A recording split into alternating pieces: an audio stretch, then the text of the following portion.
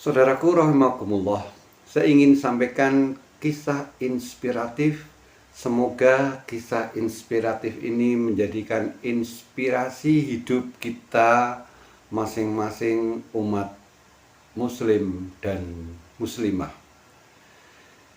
Di dalam suatu hari, seorang kiai yang alim mengatakan kepada 3 orang santrinya, "Hei, A, B, C, kau bengi melu aku."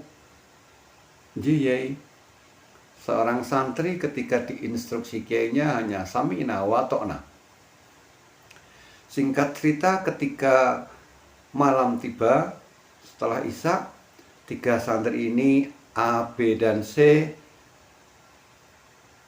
ikut di belakang perjalanan kiai menuju sebuah hutan yang santri ini tidak pernah atau belum pernah melihat hutan tersebut dalam keadaan gelap. Di depan ternyata ada mulut gua yang terlihat dari luar sungguh gelap gulita. Seorang kiai mengatakan kepada 3 santrinya, kowe A, B, C mlebu ning gua iki tanpa alas kaki." Kemudian 1,5 jam kemudian kamu keluar. Kamu ambil apa saja yang ada di dalam semaumu. Tetapi ketahuilah, setelah keluar dari mulut gua ini, kamu akan sangat menyesal. Tapi ambillah apa yang kamu temukan di dalam gua. Perjalanan 3 orang santri ini masuk ke dalam gua yang sangat gelap, tanpa alas kaki, dan ternyata gua itu terjal dan licin. Karena panjangnya gua, dengan berjalan yang perlahan-lahan, tetapi ingat instruksi hanya 1,5 jam di dalam gua, kemudian harus keluar, maka santri ini segera berjalan dengan tertatih-tatih. Alhasil antara A, B, dan C ini terpencar. A masuk ke lorong yang satu, B masuk satunya, dan C juga masuk ke lorong yang sangat jauh. Teringat pada instruksi kiai, santri A ini berjalan di antara lorong-lorong gua dan merasa sudah sekitar 1,5 jam. Maka teringat bahwa nanti keluar akan menyesal, maka A tidak membawa apa-apa. Walaupun di dalam dia meraba sesuatu, tersenggol sesuatu, kakinya menyentuh sesuatu, tetapi A berprinsip, saya keluar tidak perlu bawa apa-apa. Sehingga nanti andaikan ditanyakan seorang kiai, saya tidak membawa apa-apa. Kemudian santri B berjalan di kegelapan gua tersebut dan dia mendapatkan semacam kerikil-kerikil. Dalam bayangannya ada sekitar 3 kerikil, kemudian kerikil 3 itu dimasukkannya sebagai oleh-oleh masuk gua, dan nanti akan dilaporkan kepada kiainya. Dengan tanpa sadar dia masukkan kerikil itu di dalam sakunya. Kemudian si C, santri yang satu ini, masuk ke dalam lorong yang sangat luas dan dia mendapatkan beberapa bongkahan, semacam bongkahan-bongkahan batu yang agak besar-besar. Kemudian karena ingat pada kiainya, ambillah apa yang kau dapat, maka dia ambil sebongkah semacam batu, bongkahan batu, kemudian dia masuk ke dalam saku celananya, dan dia juga mendapatkan beberapa batu-batu kerikil yang agak besar-besar, yang tangan kirinya mendapatkan 3, yang kanan mendapat 2. Dia masukkan ke dalam sakunya, saku baju kanan dan kirinya. Ketika 3 santri itu memastikan bahwa dia sudah sekitar 1,5 jam di dalam gua, maka dia keluar dari dalam gua, sampailah kepada mulut gua dan melaporkan apa yang didapat kepada santrinya.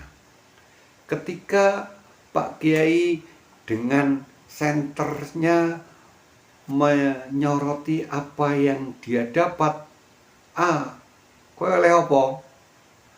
Kula mboten asal napa-napa Yai, kula mboten napa-napa Yai.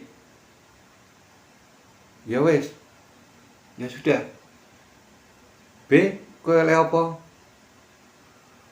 Kula angsal niki Yai. 3 kerikil diambilnya dari sakunya. Ternyata kerikil itu berupa emas setelah disorot oleh senter oleh seorang kiainya. Berupa 3 ya semacam bakso yang besar dengan 3 gelondong. Si A melihat si C mendapat 3 genggaman emas. Dia menyesal. Kenapa saya nggak membawa sebanyak-banyaknya itu tadi yang saya kena di kaki dan di tangan saya. Si B juga menyesal, kenapa saya hanya mengambil hanya 3 ini. Si C, kok ada apa sih? Saya mendapat bongkahan emas yang begitu besar, kira-kira 1/2 kilo. Kemudian di tangan kirinya ada 3 genggam emas dan di tangan kanannya ada 2 biji emas, ya sebesar biji bakso. Cukup, kue cukup. Mboten Yai, kenapa saya tidak mengambil sebanyak-banyaknya Yai? 3-tiganya menyesal. Yang tidak mengambil apapun menyesal. Yang dapat 3 gelondong bakso berupa emas menyesal. Yang mendapat bongkahan emas dan 5 gelondong emas juga menyesal. Inilah kehidupan sejatinya ketika kita masuk dunia. Betapa gelapnya dunia ini, penuh dengan tipu daya, penuh dengan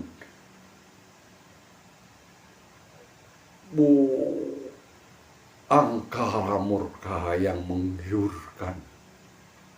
Tetapi ketika kita masuk ke dalam alam kubur, semuanya akan menyesal. Kenapa dulu saya tidak berbuat baik sebanyak-banyaknya? Kenapa saya tidak beribadah sebanyak-banyaknya? Bukankah Allah telah menjanjikan di dalam surat Al-Zalzalah di antaranya ayat yang ke-8 mengatakan famay ya'mal misqala dzarratin khairan yarah. Barang siapa yang berbuat sedikit pun kebaikan, maka akan dibalas dengan berbagai kebaikan. Khairan yarah. Di dalam sebuah hadis juga Rasul bersabda yang artinya siapa yang membaca 1 huruf Al-Quran, maka baginya 1 kebaikan dengan bacaan tersebut. 1 kebaikan itu dilipat gandakan sampai 10 kali kebaikan. Hadis ini diriwayatkan oleh Tirmidzi di dalam nomor 6469. Di dalam hadis yang lain, sholat berjamaah melampaui sholat sendirian dengan mendapat pahala 27 derajat. Hadis riwayat Bukhari.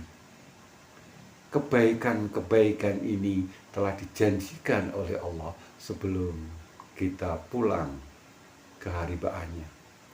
Di dalam hadis lain juga diriwayatkan dari Jabir bin Abdullah, Rasulullah Shallallahu Alaihi Wasallam bersabda, "Sholat di masjidku," yaitu Masjid Nabawi, kita kenal Masjid Rasul yaitu Masjid Nabawi, katanya lebih utama dari 1000 kali sholat di masjid lain.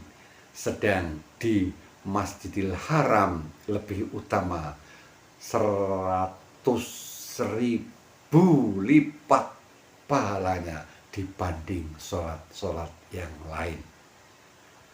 Di dalam surat Al-Qadar Allah juga berfirman, Lailatul Qadri khairum min alfi syahr. Malam kemuliaan itu lebih baik daripada 1000 bulan. Ini janji-janji Allah yang dilipat-lipat gandakan.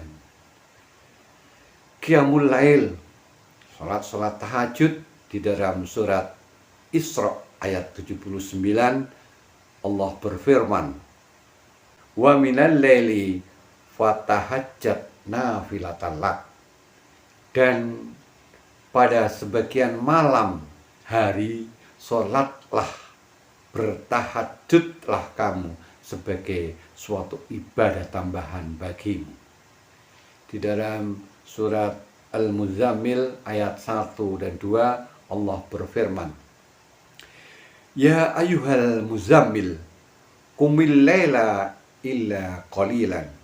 Hei orang-orang yang berselimut, dalam artian yang dituju adalah Muhammad Rasulullah SAW, bangunlah untuk sholat di malam hari kecuali sedikit. Saudaraku rahimakumullah, banyak janji-janji Allah yang telah dijanjikan kepada umat Muhammad, bukan kepada umat-umat yang lain. Maka kisah inspiratif ini semoga menjadikan inspiratif beramal soleh. Ingat, mati tidak harus tua dan mati tidak harus sakit. Besok belum pasti milik engkau, maka bersegeralah sebisa kita beramal walaupun sedikit mulai sekarang. Wallahu a'lam bishawab.